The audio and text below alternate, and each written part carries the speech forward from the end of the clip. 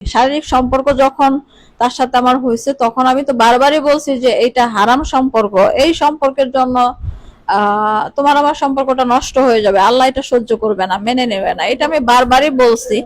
কিন্তু এই সম্পর্কটা পৃথিবীর সবার কাছে পরক্রিয়া, কিন্তু আমার কাছে বা আশরাফুদ্দিনের কাছেও এটা পরক্রিয়া ছিল না।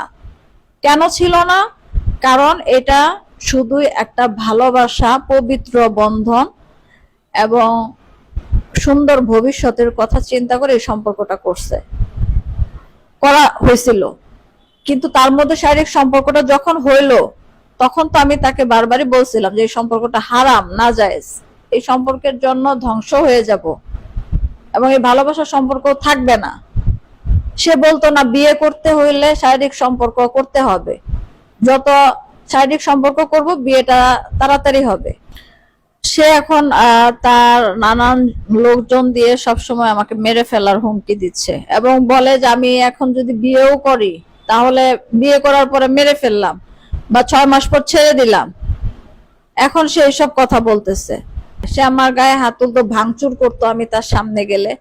সে ঘুমের ওষুধ ছাড়াও সে যেন কি খেত আমি জানি না, হয়তো নেশা দ্রব্য হয়তো কিছু সে সেবন করতো, তার আচরণে এটা বোঝা যেত।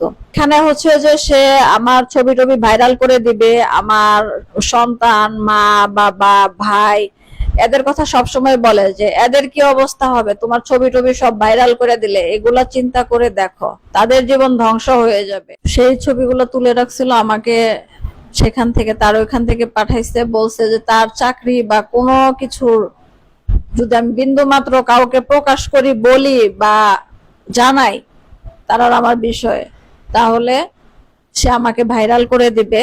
সে অনেক গোপনে ভিডিও ছবি তুলে রাখছে আমার।